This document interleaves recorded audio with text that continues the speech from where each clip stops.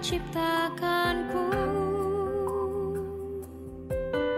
seturut dengan gambarmu. Kau berikan hidupmu bagi diriku sebagai bukti kasih-Mu.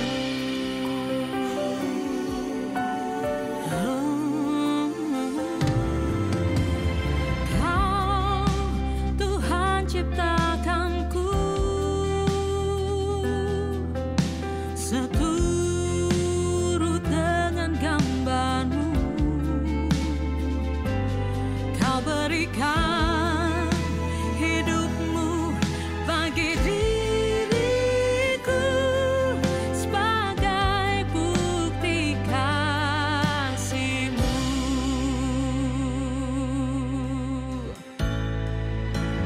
Ku percaya Kau Tuhan atas hidupku, rencana-Mu selalu nyata, tak pernah terlambat.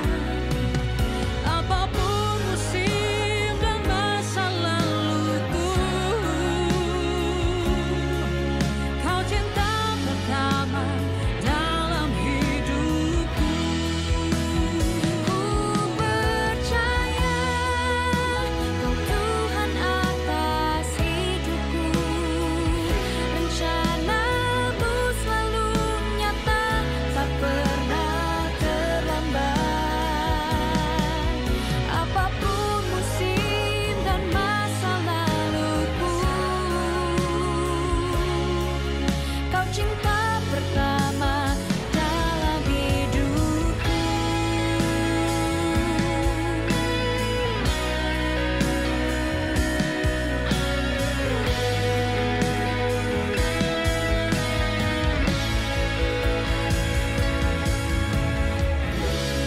If I walk through the valley, You're with me, You're with me.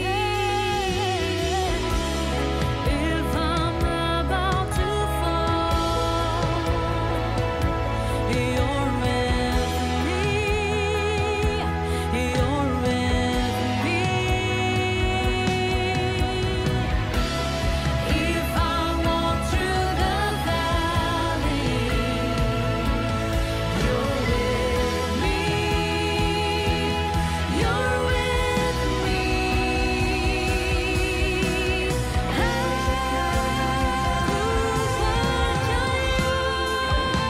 Kau Tuhan atas hidupku, rencana-Mu selalu nyata, tak pernah terlambat. Apapun musim dan masa laluku, Kau cinta pertama dalam hidupku. If I walk through the valley, You're with me, You're with me. If I'm about to fall, You're with me, You're with me.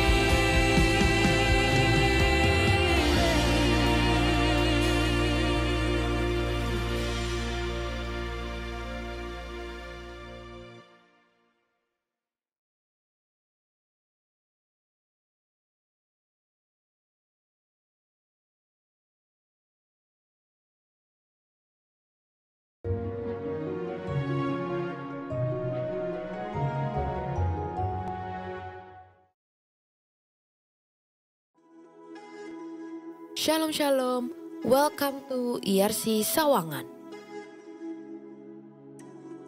Mari ikuti ibadah IRC Sawangan dengan antusias, dengan minat, ikut memuji, ikut bernyanyi, membawa Alkitab, persiapkan catatan, serta aktif di live chat. Mari persiapkan persembahan umum, perpuluhan, diakonia, dan ucapan syukur yang dapat dilakukan melalui transfer bank BCA atas nama GBI Sawangan di nomor rekening 3190 143961.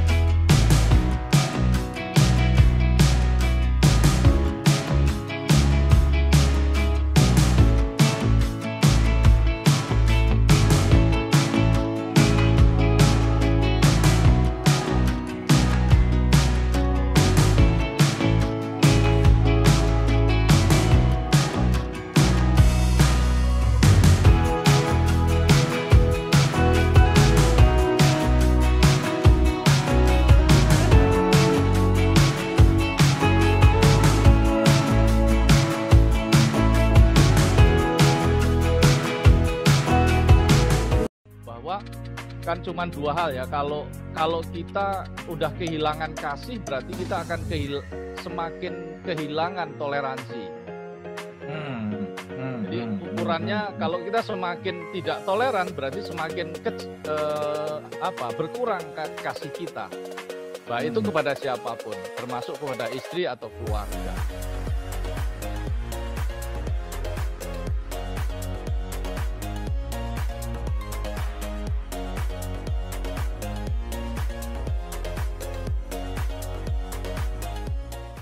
Jangan lupa untuk terus follow Instagram @IRC_Sawangan dan like fanpage Facebook kita di IRC Sawangan.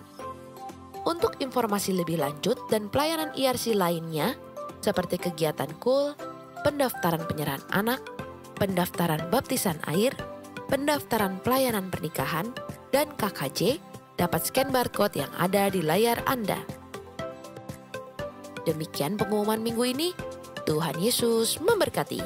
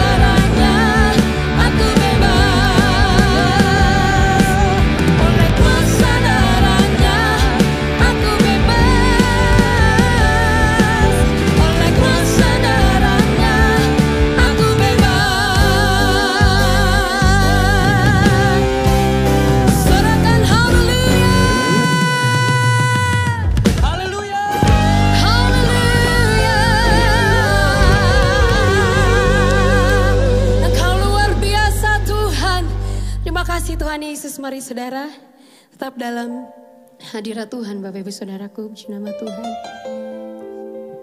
Terima kasih Tuhan, terima kasih. Kami tahu kami punya Allah yang besar Tuhan. Kami punya Allah yang luar biasa. Kami punya Allah yang dahsyat. Nama Tuhan Yesus Kristus. Terima kasih Bapak, terima kasih. Kami bersyukur buat kasih-Mu atas setiap kami jemaat-Mu Tuhan. Kami bersyukur kami punya Allah yang seperti Engkau Bapa. Pada saat ini Tuhan, kami bersatu hati Tuhan. Kami mau berdoa Tuhan bagi para pemimpin kami di gereja ini Tuhan. Kami memberkati Tuhan gembala pembina kami beserta dengan keempat wakilnya Bapa. Kami memberkati Bapak Pendeta Insinyur Riko Nyoto Raharjo Tuhan. Terima kasih Bapak, Engkau yang tutup bungkus hamba-Mu dimanapun hamba-Mu berada Tuhan. Berapapun yang hamba-Mu lakukan boleh Tuhan jadikan berhasil. Semua aspek kehidupannya boleh ada di dalam lindungan Tuhan. Terima kasih Bapak, terima kasih. Saat ini kami juga mengangkat tangan kami bagi gembala rayon kami Tuhan. Bapak Pendeta Yongki Tuhan, kami percaya beserta dengan kedua wakilnya Tuhan, ada keunitian Bapa, ada anugerah daripada surgawi turun atas hamba-Mu Tuhan. Kami memberkati hamba-Mu Tuhan dalam segala aspek kehidupannya Tuhan. Kami percaya Tuhan Yesus akan memberikan kesehatan yang sempurna atas hamba-Mu Tuhan. Kami juga berdoa bagi gembala kami di tempat ini Bapa, Bapak Pendeta Muhammad Riza Solihin Tuhan. Terima kasih untuk gembala yang luar biasa yang boleh Tuhan berikan atas gereja ini Tuhan. Kami bersyukur Bapa. Saat ini kami lepaskan berkat atas hamba-Mu Tuhan. Kami percaya ada kesehatan yang sempurna, ada perlindungan yang sempurna yang Tuhan berikan atas hamba-Mu Tuhan. Memberkati hamba-Mu dimanapun hamba-Mu berada. Setiap langkahnya ada di dalam lindungan Tuhan Yesus. Terima kasih Bapa, Engkau yang terus jadikan hamba-Mu ini naik Tuhan dalam apapun yang hamba-Mu lakukan Tuhan. Terutama dalam pelayanannya Bapa. Terima kasih Bapak, terima kasih Tuhan. Saat ini juga kami mau berdoa bersatu hati bagi bangsa kami Indonesia Tuhan. Saat ini Tuhan kami lepaskan berkat atas bangsa kami Indonesia Tuhan. Kami memberkati bangsa kami Tuhan. Dari Sabang hingga Merauke, dari Pulau Miangas hingga Pulau Rote Tuhan. Kami memberkati pemerintahan bangsa kami dari yang tertinggi hingga yang terendah. Kami percaya ada roh yang takut akan Tuhan atas setiap pemimpin kami di bangsa ini Tuhan. Kami percaya Tuhan Yesus akan memulihkan bangsa ini dari segala macam hal yang ada saat ini Tuhan. Kami percaya Tuhan Yesus akan menyembuhkan, memulihkan bangsa kami. Dan kami percaya Tuhan akan banyak orang-orang yang berbalik kepadamu Tuhan Yesus. Terima kasih Bapak, terima kasih Tuhan. Pada saat ini Tuhan, dimanapun kami berada Tuhan, kami memberkati jemaat-Mu Tuhan yang sedang beribadah saat ini Tuhan. Kami percaya ada berkat Tuhan mengalir atas setiap kami. Sebab kami tahu Tuhan, saat kami mau datang, saat kami mau berikan seluruh hati kami, maka Tuhan Yesus ada bersama-sama dengan kami. Dan kami percaya mujizat Tuhan ada bersama-sama dengan kami saat ini. Terima kasih Bapak, terima kasih. Ada kekuatan yang baru, ada sukacita yang baru sepanjang hari ini Tuhan, sepanjang ibadah ini Bapak. Terima kasih Bapak, terima kasih Tuhan Yesus. Mari Engkau jemaat Tuhan yang siap untuk menyembah Tuhan lebih lagi, sama-sama katakan amin. Amin. Haleluya. Mari kita terus dalam hadirat Tuhan Bapak Ibu Saudara. Kita mau terus sembah Dia. Ora labaya shikara labaya. Boyara labaya shandara labo.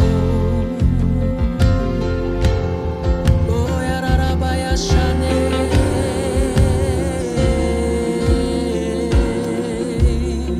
Haleluya. Ini hati kami Tuhan Yesus. Kami yang rindu akan hadirat-Mu Tuhan. Thank you Lord, thank you Lord, thank you Lord Jesus. Haleluya, haleluya. Mari bersama-sama katakan saudara. Kini saatnya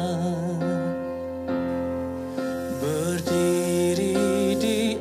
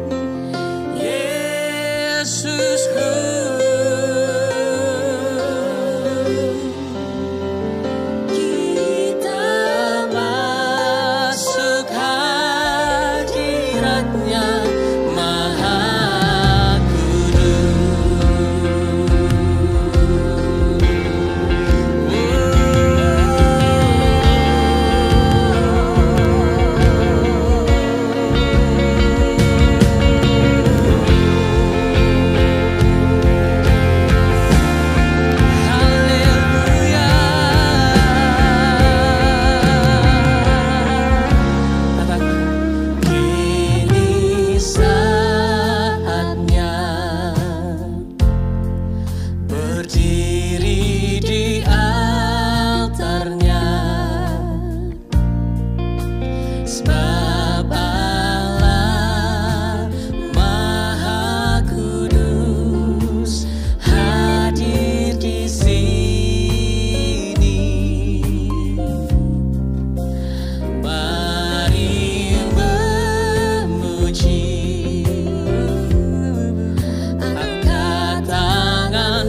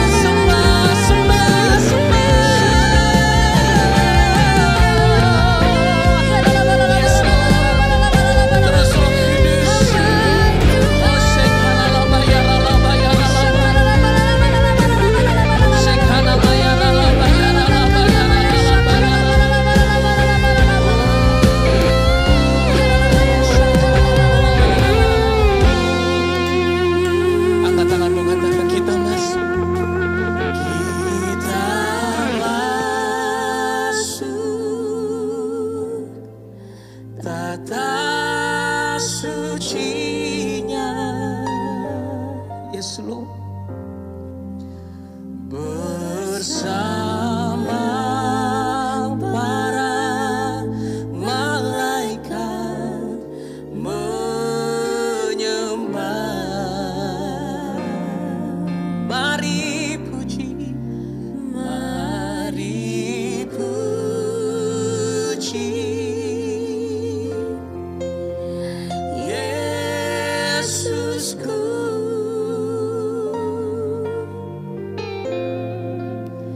Kita masuk hadirat-Nya Maha Kudus.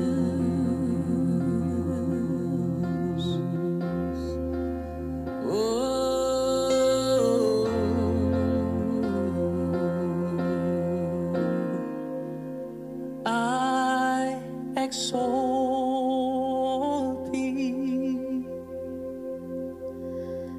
I exalt Thee. Yes. I exalt Thee. Oh Lord. Dia ada bersamamu, saudara. Katakan. I exalt Thee. Yes, Lord. I exalt Thee.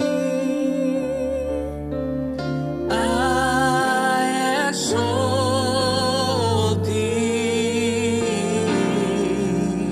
Oh Lord. I exalt Thee. Come on, church. I exalt Thee. Oh, I exalt Thee. Oh, I exalt Thee. Oh Lord, I exalt Thee. I exalt Thee. I exalt Thee. I exalt Thee. Katakan kau ku sembah, kau ku sembah, kau ku sembah, kau ku sembah.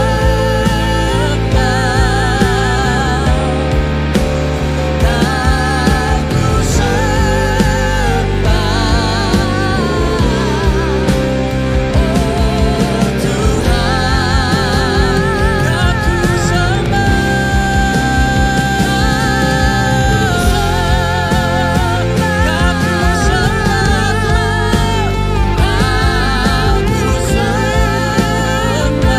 Tuhan, kau ku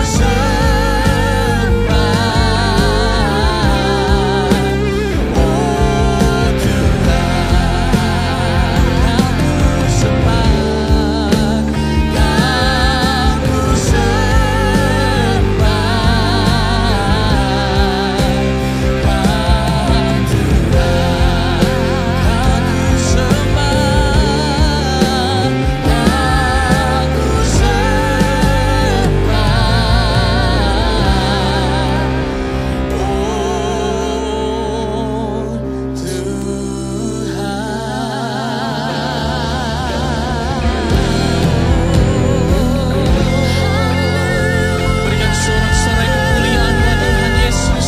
Berikan sorak-sorai yang lebih dahsyat buat Tuhan Yesus. Sorakan haleluya.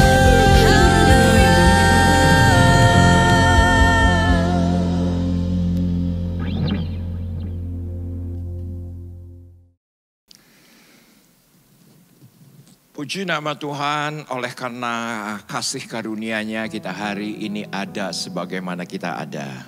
Saya yakin di hari-hari terakhir doa-doa kita dijawab, harapan kita Tuhan kabulkan.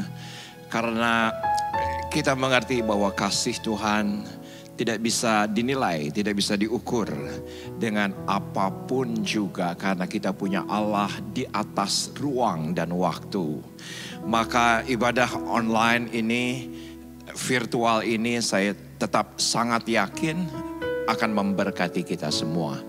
Hari ini kita akan membahas satu tema yang mana ini adalah pemikiran, renungan berbulan-bulan ketika gereja kita mengadakan Family Talk, yaitu adalah satu acara ringan sebetulnya, idenya demikian, tetapi dengan berjalannya waktu, Tuhan kirimkan pembicara-pembicara, Tuhan kirimkan narasumber-narasumber yang luar biasa. Yang kita bahas setiap Senin yaitu ada berbicara soal keluarga. Saya saja sudah kakek cucu 2, tetapi berbicara soal keluarga menurut saya tidak ada habis-habisnya. Rasanya tidak ada yang menjadi alumni orang tua. Kita terus belajar dengan kerendahan hati, dan saya senang dengan apa yang Tuhan kerjakan sekian bulan melalui Family Talk lewat Zoom setiap Senin malam. Nah, hari ini saya ingin membahas dari rangkuman pemikiran-pemikiran, masukan-masukan berbicara soal keluarga. Nah, saya berikan judul tema khotbahnya yaitu adalah titipan terindah.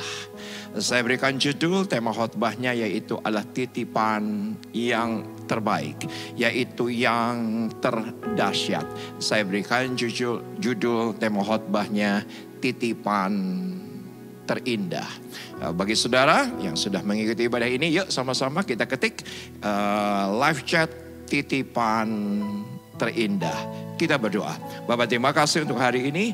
Oleh karena rahmat kasih anugerah-Mu, kami boleh kembali beribadah, dan realita hadirat Tuhan, realita kelepasan, realita kemenangan Tuhan anugerahkan dalam kehidupan kami. Hari ini kami akan berbicara mengenai sesuatu yang sangat fundamental dalam kehidupan kami, yaitu adalah keluarga. Dan kami tahu Tuhan memberkati kami hebat. Yang siap, kita sama-sama katakan amin. Puji Tuhan. Mari kita langsung buka Lukas pasal yang kedua.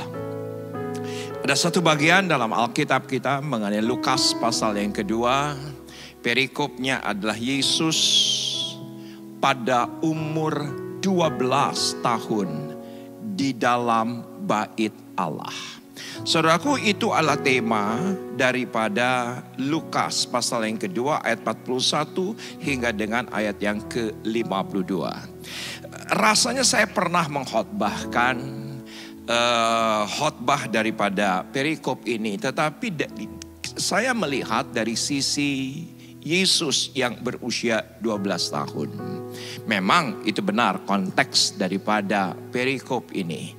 Tetapi di hari terakhir justru Tuhan tunjukkan dari perikop ini, saya ingin berbicara mengenai pola asuh. Saya ingin berbicara mengenai dari sisi orang tua. Karena seringkali khotbah daripada perikop ini diambil dari sisi Tuhan Yesusnya. Ya benar, ini adalah perikop langka. Kenapa saya katakan langka? Karena dari kitab Matius sampai dengan kitab Wahyu dalam perjanjian baru, kehidupan Yesus ketika dia 2000 tahun lalu ada di muka bumi ini, saudaraku, tidak pernah ada catatan mengenai Yesus ketika berusia belasan. Hanya Lukas pasal yang kedua ini. Dengan indahnya Lukas menggambarkan dari satu perikop ini bagaimana Yesus bertumbuh dari usia 12 tahun hingga dengan usia 30 tahun sebelum Yesus muncul di Galilea untuk melayani sepenuh waktu untuk jiwa-jiwa yang ada ketika itu.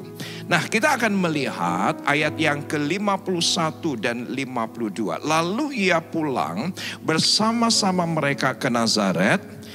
Mereka di sini adalah Yusuf, Maria, dan Tuhan Yesus. Dan ia tetap hidup dalam asuhan mereka. Ini adalah berbicara soal pola asuh.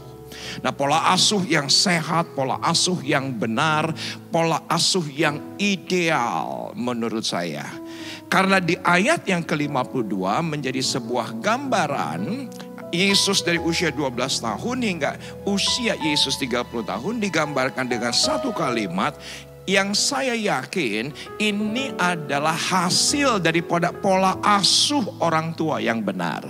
Pola asuh orang tua yang memang seharusnya keluarga-keluarga orang percaya punya pola asuh untuk mengajarkan anaknya, yaitu adalah dan Yesus makin bertambah besar dan bertambah hikmatnya dan besarnya dan makin dikasihi oleh Allah dan manusia.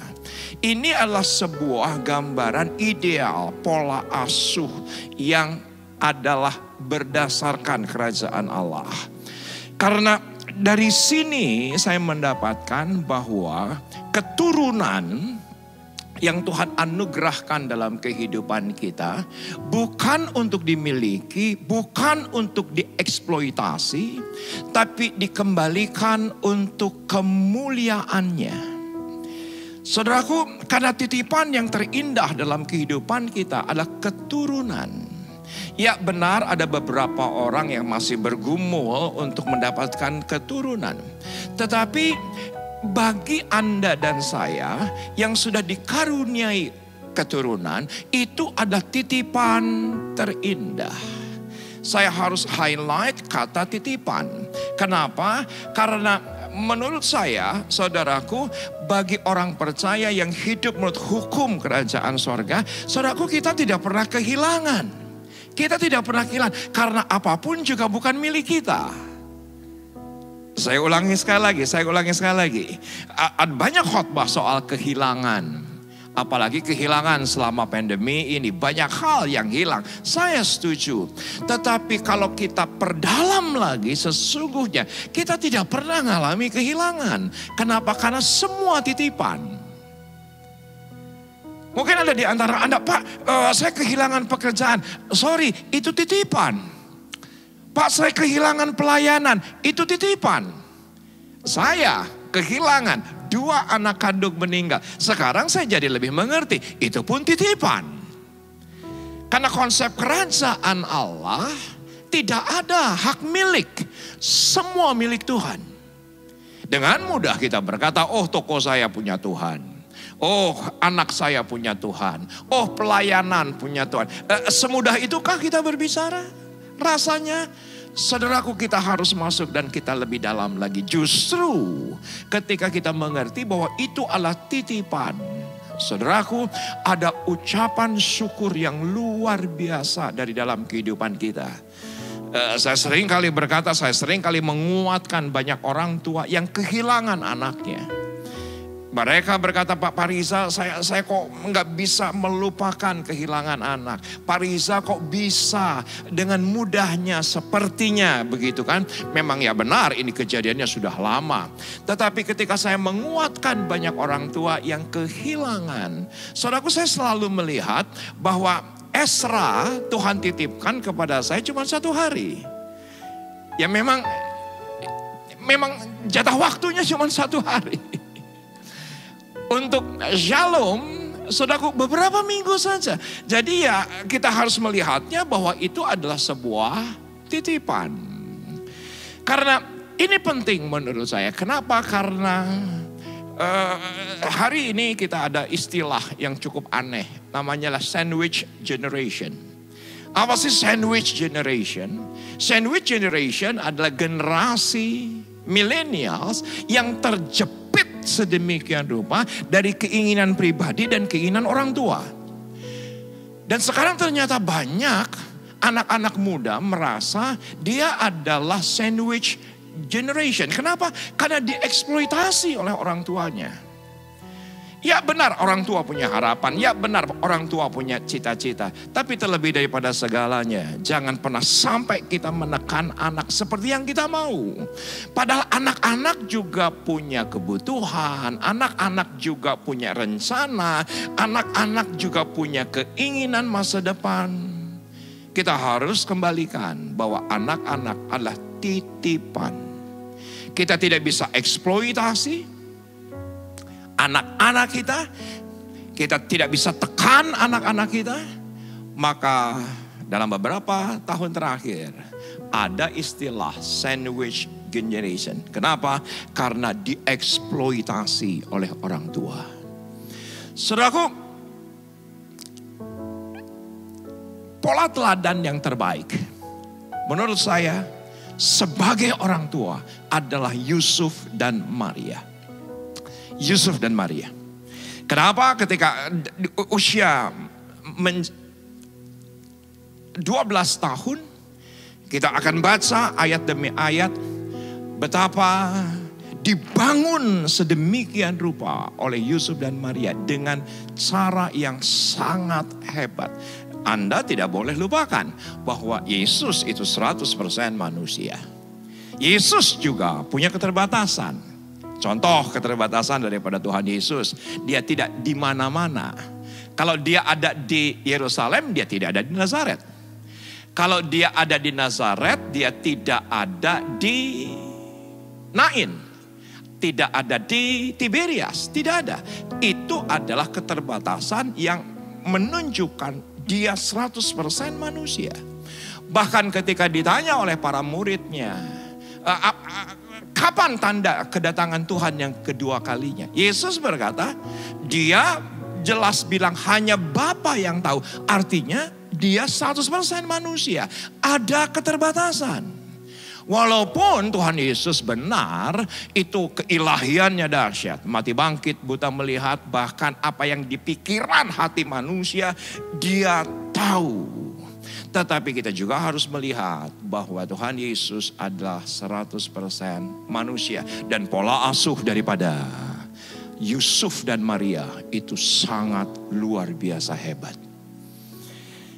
Perhatikan. Ayat yang ke-41 kita lihat seperti apa pola asuhnya. Tiap-tiap tahun orang tua Yesus pergi ke Yerusalem pada hari raya Paskah. Paling sedikit saudaraku, orang-orang Yahudi ketika itu ke Yerusalem, ke Bait Suci untuk beribadah 3 hari raya. Yang pertama Paskah, yang kedua Pondok Daun, dan yang ketiga yaitu adalah Pentakosta. Itu paling sedikit orang Yahudi dari mana-mana akan ke Yerusalem setahun 3 kali. Nah, kita dapati di sini saudaraku bahwa nanti di ayat-ayat di bawah mereka datang ke Yerusalem bersama dengan orang tua Yesus. Tentunya Yusuf dan Maria.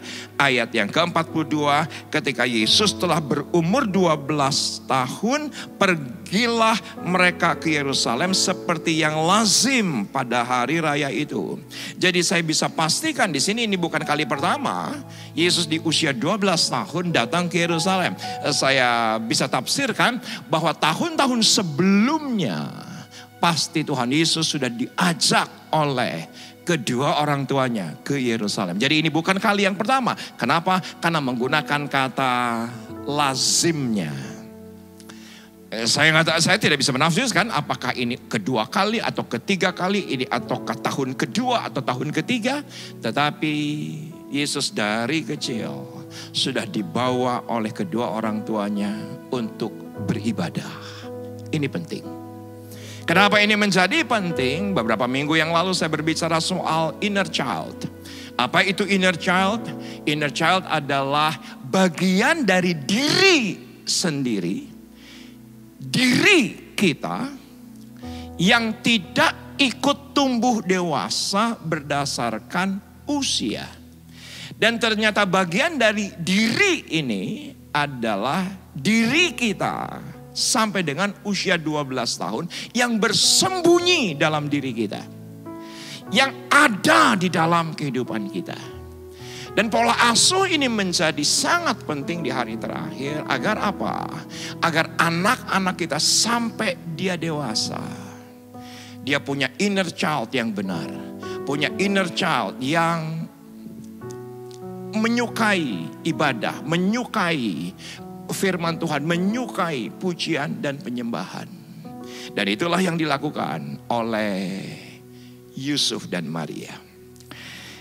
Sehabis ayat 43, hari-hari perayaan itu, dan ternyata hari-hari perayaan itu pada zaman Yesus adalah selama 7 hari perayaan. Ketika mereka berjalan pulang, tinggallah Yesus di Yerusalem tanpa diketahui orang tuanya. Rombongan dari Nazaret, kenalan daripada Yesus, kolega daripada Yusuf dan Maria, lingkungan teman-teman itu serombongan besar. Karena ayatnya, perhatikan 44, karena mereka menyangka, karena Yusuf dan Maria menyangka bahwa Ia, Tuhan Yesus, ada di antara orang-orang seperjalanan mereka. Berjalanlah mereka sehari perjalanan jauhnya, lalu mencari Dia di antara kaum keluarga dan kenalan mereka. Jadi Maria dan Yusuf berpikir bahwa anaknya itu ada di antara kenalan, di antara keluarga daripada Yusuf dan Maria. Dan saudaraku, Alkitab dengan jelas berkati sehari perjalanan jauhnya. Jadi kalau hari ini dari Nazaret menuju ke Yerusalem pakai bis AC 6 jam. Ternyata pada zaman Yesus mereka harus berjalan kaki sehari perjalanan jauhnya. Kalau Anda tanya berapa kilometer, saya browsing sebanyak 123 kilometer dari Yerusalem menuju ke Nazaret. Sehari perjalanan jauhnya. Nah, ketika sehari perjalanan jauhnya sampai di Nazaret, ternyata apa yang dipikirkan Yusuf dan Maria, saudaraku, ternyata Yusuf dan Maria yang berpikir bahwa Tuhan Yesus ada di antara kenalan dan keluarga ternyata tertinggal di Yerusalem. Ayat 45, karena mereka tidak menemukan Dia, kembalilah mereka ke Yerusalem sambil terus mencari Dia. Saya bisa membayangkan betapa ketakutannya, betapa kehilangannya, betapa penyesalannya. Karena kehilangan anak, karena anaknya tidak ditemukan seperjalanan menuju ke Nazaret. Perhatikan ayat 46. Sesudah 3 hari mereka menemukan Dia di dalam bait Allah. Ia sedang duduk di tengah-tengah alim ulama sambil mendengarkan mereka dan mengajukan pertanyaan-pertanyaan kepada mereka. Ini adalah anak yang berusia 12 tahun. Anak yang berusia 12 tahun ada di tengah-tengah alim ulama, ada di tengah-tengah bait Allah. Saudaraku, ya saya kagum dengan Tuhan Yesus. Tetapi lebih daripada segalanya, saya justru lebih lagi kagum kepada Yusuf dan Maria sebagai orang tua yang berhasil. Yang mana minat daripada anaknya itu senang di bait suci, senang berdiskusi mengenai kebenaran, senang berdiskusi mengenai hukum Taurat. Karena pastinya yang diceritakan oleh Yusuf dan Maria adalah perjanjian lama, adalah hukum Taurat. Dan itu menjadi sebuah kesukaan daripada Yesus usia 12 tahun. Untuk berdiskusi, untuk bertanya. Dan saya mendapati di sini bahwa pembangunan manusia roh harus dimulai dari usia dini.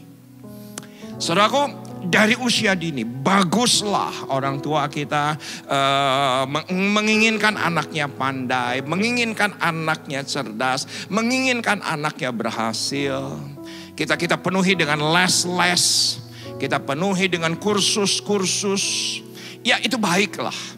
Tetapi lebih daripada segalanya, Alkitab dengan jelas bilang bahwa manusia roh itu dibangun oleh Yusuf dan Maria.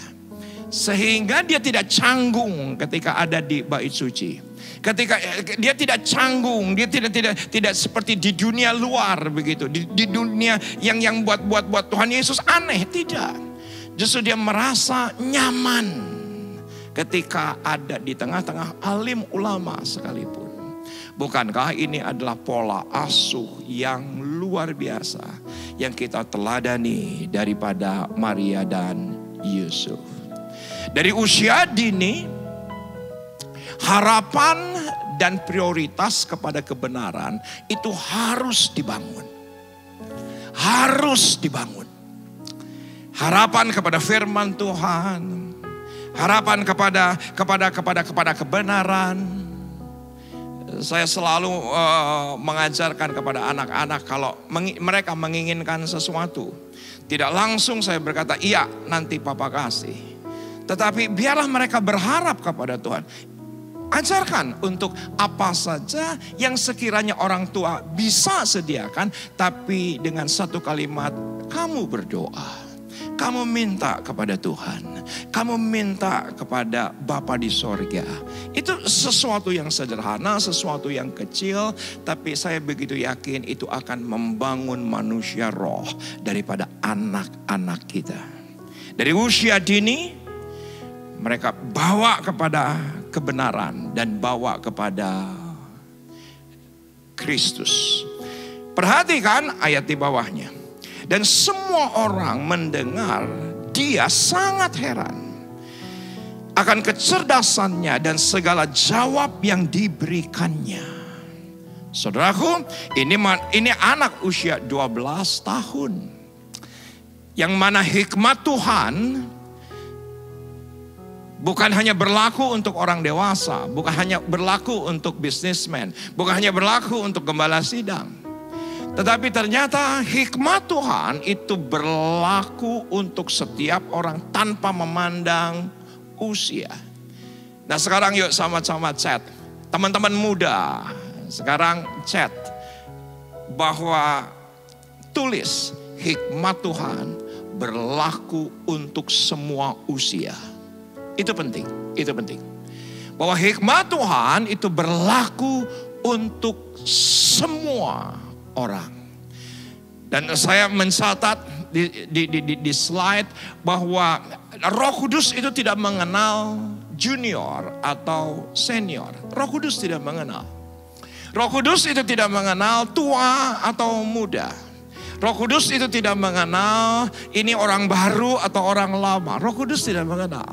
Tidak ada Roh Kudus junior, tidak ada Roh Kudus kecil, tidak ada Roh Kudus yang baru, tidak ada. Semuanya itu Roh Kudus bisa memenuhi semua orang di segala usia. Dan sekarang juga catat, Roh Kudus tidak mengenal junior atau senior. Terbukti daripada Tuhan Yesus ketika berusia 12 tahun. Sudah membuat tercengang alim ulama, tercengang orang-orang yang tua. Karena Roh Kudus memenuhi Yesus usia 12 tahun. Luar biasa. Nah perhatikan ayat di bawahnya. Ayat di bawahnya. Ayatnya dengan jelas berkata bahwa dan ketika orang tuanya melihat dia, ayat 48. Saya bisa membayangkan Maria dan Yusuf sangat tercengang mendapatkan anaknya yang berusia 12 tahun. Tercenganglah mereka, lalu kata ibunya kepadanya, "Nak, mengapakah engkau berbuat demikian terhadap kami? Bapakmu dan aku dengan cemas mencari engkau." Nah, saya akhiri di ayat 49. Ayatnya berkata, jawabnya kepada mereka, "Mengapa kamu mencari aku? Tidakkah kamu tahu bahwa aku harus berada di dalam rumah Bapakku?" Saudaraku, Alkitab berbahasa Inggris dari King James menerjemahkan ada satu kata yang tidak diterjemahkan oleh LAI, karena LAI menerjemahkan kitab NIV. Ayatnya berkata, and he said unto them. Dan dia, Yesus berkata kepada kedua orang tuanya, how is that you sought me? Wish you not that I must be about my Father's business. Ini kata bisnis saya suka. Yesus berkata bahwa aku harus berada di dalam bisnis Bapa di sorga. Urusan bisnis Bapa di sorga. Saudaraku, anak-anak haruslah sampai pada sebuah titik. Kita bangun manusia rohani mereka. Kita bangun juga lingkungan yang ada pada mereka yang sehat. Maka anak-anak kita bukan hanya fasih untuk mereka bisa menceritakan apa yang mereka inginkan, mereka minatkan, mereka sukai. Tetapi anak-anak dari usia 12 tahun, dari kecil, inner child, sudah dibangun bahwa jangan hanya fasih menceritakan bisnis duniawi. Bisnis duniawi ini bukan berdagang, bukan dalam arti literal, tetapi anak-anak bisa menceritakan hobinya, bisa menceritakan fasih, menceritakan keinginannya, minatnya, tetapi biarlah mereka juga fasih untuk menceritakan kerajaan Allah, fasih menceritakan kebaikan Tuhan. Terus terang aja, ini khotbah sebetulnya khotbah beberapa hari yang lalu. Saya khotbahkan di ibadah DOT, DRP Outstanding Teens di Zoom. Ada 30-an anak-anak usia teenagers belasan tahun dan saya berkhotbah lewat Zoom. Saya khotbahkan Lukas pasal yang kedua ini. Dan saudaraku, ketika saya akan memulai, saya langsung bertanya kepada anak-anak sebelum saya berkhotbah, adakah di antara anak-anak yang mau bersaksi? Saya tunggu lama, tidak ada yang mau bersaksi. Tidak ada yang mau speak up gitu. Tidak ada yang aku mau ceritain apa gitu. Saudaraku, perlu dibangun menurut saya. Bahwa mereka bukan hanya menceritakan hobinya, kesukaannya. Jangan-jangan kalau ceritain Korean pop, mereka fasih. Mereka ceritakan BTS, mereka fasih. Mereka ceritakan Blackpink, mereka fasih. Makannya, kesukaannya apa, model rambutnya seperti apa. Mereka bisa menceritakan idola-idolanya. Saudaraku, betapa indahnya kalau anak-anak kita mengidolakan Tuhan Yesus, mengidolakan kebenaran. Mereka tidak hanya fasih untuk menceritakan idola-idola yang ada di dunia ini, tetapi mereka bisa menceritakan bahwa Tuhan Yesus adalah idolaku.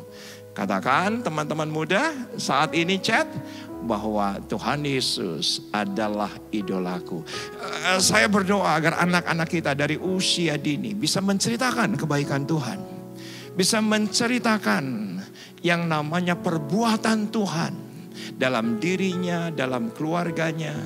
Dan saya berdoa agar semua ERC family kita belajar dari Lukas pasal yang kedua ini. Bukan sesuatu yang baru, saya tahu. Tapi biarlah ini bisa menjadi peringatan untuk kita. Peringatan untuk kita. Bahwa kita bisa merayakan keberhasilan di rumah, di luar rumah. Tapi biarlah apa saja yang kita rayakan itu dimulai daripada rumah kita. Dan saya yakin ada sesuatu yang Tuhan anugerahkan kepada kita hari ini melalui pesan Tuhan di awal bulan Oktober ini.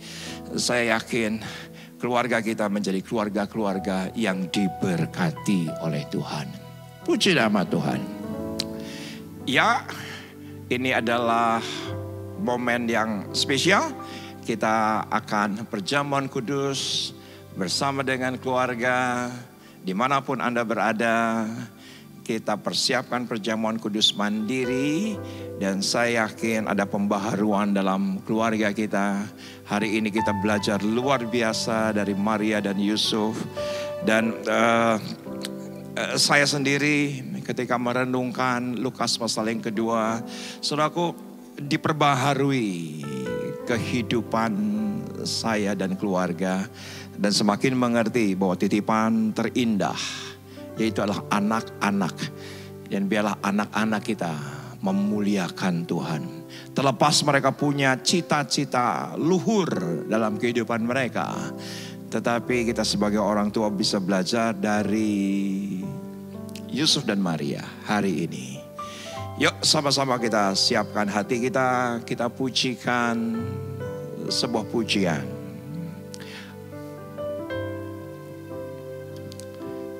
Aku mengasihi Engkau Yesus dengan segenap hatiku. Aku mengasihi Engkau Yesus dengan segenap jiwaku. Ku renungkan firman-Mu siang dan malam, ku pegang perintah-Mu dan ku lakukan. Engkau tahu ya Tuhan, tujuan hidupku hanyalah untuk menyenangkan hati-Mu. Sekali lagi, aku mengasihi Engkau Yesus dengan segenap hatiku. Aku mengasihi Engkau Yesus dengan segenap jiwaku. Ku renungkan firman-Mu siang dan malam, ku pegang perintah-Mu dan ku lakukan. Engkau tahu ya Tuhan, tujuan hidupku hanyalah untuk menyenangkan hati-Mu.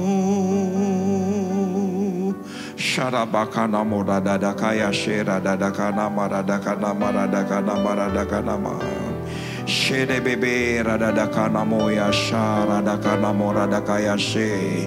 Kene bebe rabakana maradakana ma. Terima kasih Tuhan. Bapak, terima kasih untuk pelajaran hari ini. Kami belajar dari Yusuf dan Maria. Dan biarlah keluarga kami menyenangkan hati-Mu. Keluarga kami memuliakan nama-Mu. Dan saat ini bersama dengan keluarga, kami mengangkat roti tinggi-tinggi. Syadabakana maradakana maradakana maradakana maradakana maradakana ma. Shandaradadaka ya radadakana ma. Terima kasih, terima kasih, terima kasih. Bukankah roti yang kita pecah-pecahkan ini adalah persekutuan kita dengan tubuh Kristus? Mari kita makan bersama-sama di dalam nama Yesus.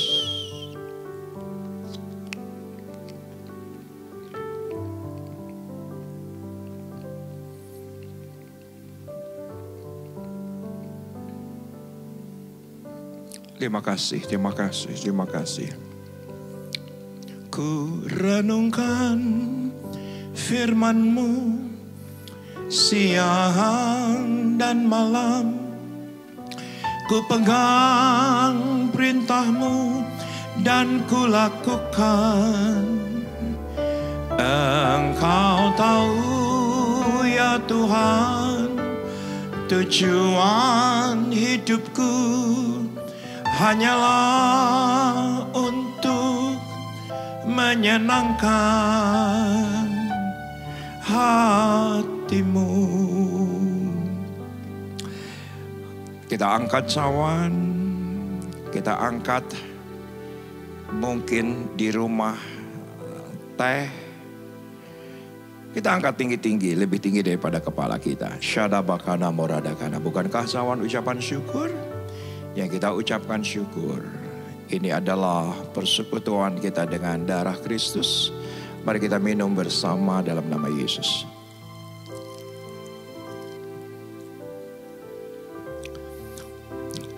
Kita katakan terima kasih Tuhan. Terima kasih kebenaran. Terima kasih firman-Mu. Terima kasih darah dan tubuh-Mu Tuhan. Terima kasih.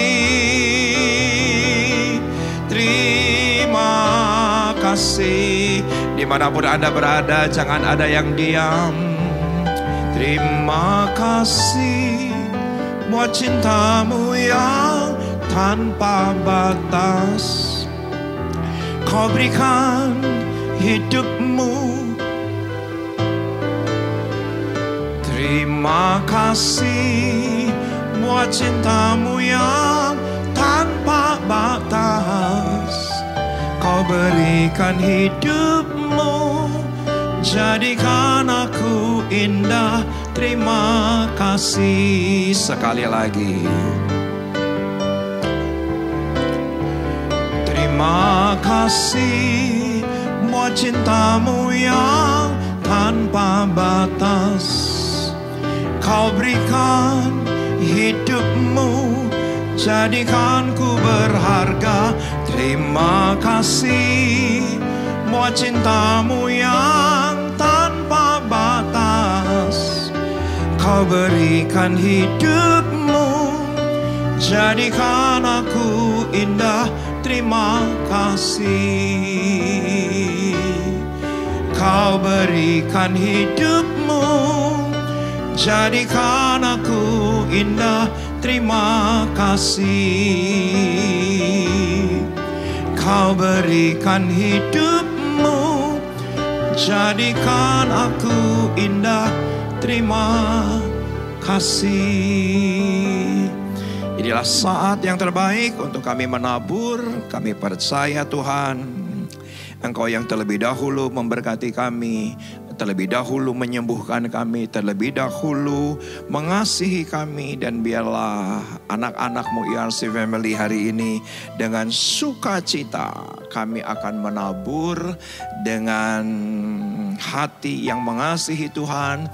Dan inilah bentuk kami membalas setiap apa yang Tuhan sudah percayakan dalam kehidupan kami. Kami siap untuk memberi, sama-sama yang siap dan diberkati Tuhan. Kita katakan amin. Kita bisa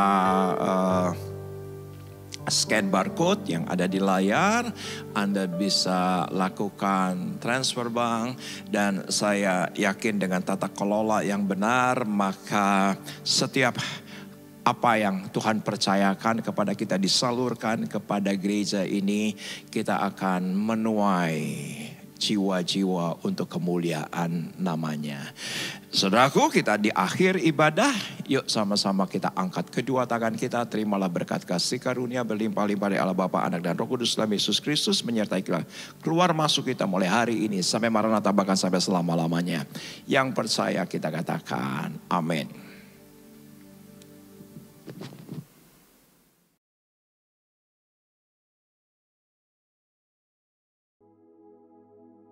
Shalom saudara, saya berdoa kita semua terus ada dalam perlindungan dan penyertaan Tuhan. Ada pertanyaan, bagaimanakah seseorang dapat mempersembahkan persembahan yang hidup, kudus, dan berkenan kepada Allah? Voice of Pentecost kali ini, kita akan membahas paradigma baru dalam melakukan ibadah yang sejati.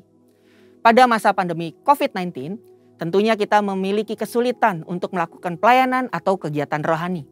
Dalam Roma 12 ayat 1 dan 2, Rasul Paulus menasihatkan kita untuk mempersembahkan tubuh kita sebagai persembahan yang hidup, yang kudus, dan yang berkenan kepada Allah sebagai ibadah yang sejati. Sedangkan saat ini kita tidak bisa beribadah di gereja. Apakah ayat ini masih relevan?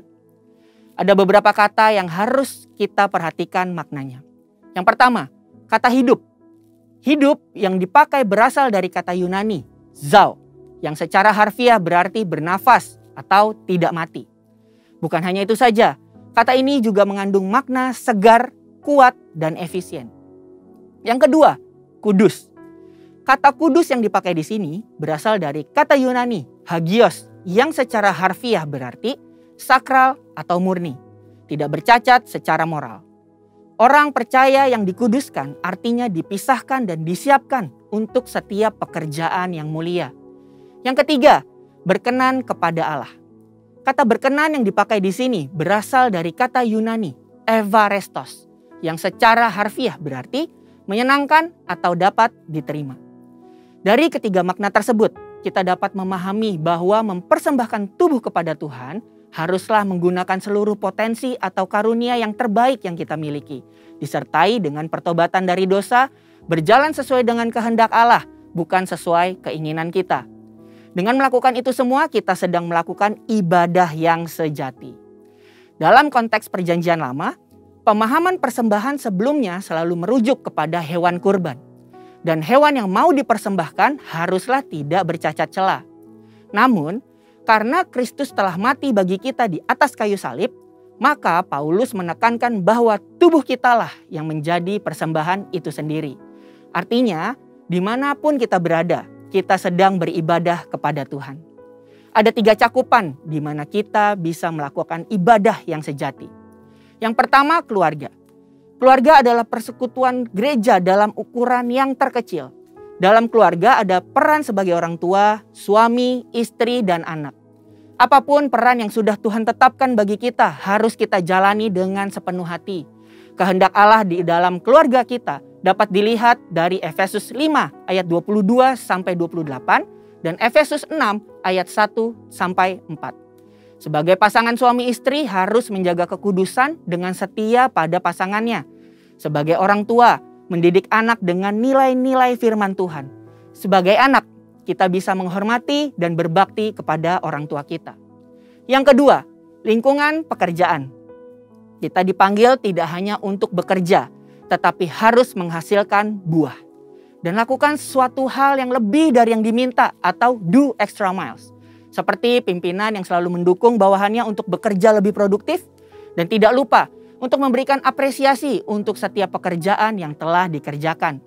Sedangkan kita yang bekerja dapat do extra miles dengan bertanggung jawab dan proaktif untuk melakukan pekerjaan dan memberikan hasil yang terbaik. Nasihat Rasul Paulus bahwa apapun yang kita perbuat dengan segenap hati seperti untuk Tuhan dan bukan untuk manusia. Pekerjaan dan ibadah adalah satu kesatuan. Melakukan yang terbaik dalam setiap aspek pekerjaan kita adalah wujud nyata dari ibadah kita kepada Tuhan. Yang ketiga, lingkungan sekitar. Manusia adalah makhluk sosial dan kita lahir di bangsa ini yang memiliki keberagaman. Dalam masa pandemi saat ini, pasti makin banyak orang yang merasakan imbasnya. Disinilah peran kita orang percaya untuk memperhatikan dan membantu kelangsungan hidup mereka. Amsal 19 ayat 17 menulis, siapa menaruh belas kasihan kepada orang yang lemah, memiutangi Tuhan yang akan membalas perbuatannya itu. Inilah saatnya kita menolong orang di sekitar kita yang mengalami kesusahan. Seperti apa yang dikatakan Ibrani 13 ayat yang ke-16. Dan janganlah kamu lupa berbuat baik dan memberi bantuan. Sebab korban-korban yang demikianlah yang berkenan kepada Allah. Sekarang kita memahami bahwa kehadiran kita di dalam keluarga, lingkungan pekerjaan, dan lingkungan sekitar adalah wujud nyata dari paradigma baru dalam mempersembahkan tubuh sebagai persembahan yang hidup, kudus, dan berkenan kepada Allah di zaman ini. Jadi, yes, Roma 12 ayat 1-2 masih sangat relevan di zaman sekarang. Saudara dan saya dipanggil untuk menjadi persembahan yang hidup dimanapun Tuhan tempatkan kita. Ingatlah bahwa kita orang percaya yang akan menjadi perpanjangan tangan Tuhan untuk melakukan pekerjaan-pekerjaan yang ajaib. Sehingga banyak orang mengenal Kristus melalui hidup kita. Saudara, untuk penjelasan lebih lengkapnya dari tim teologi kami, silakan buka link yang ada di atas atau scan QR code yang tersedia. Salam integritas, Tuhan Yesus memberkati.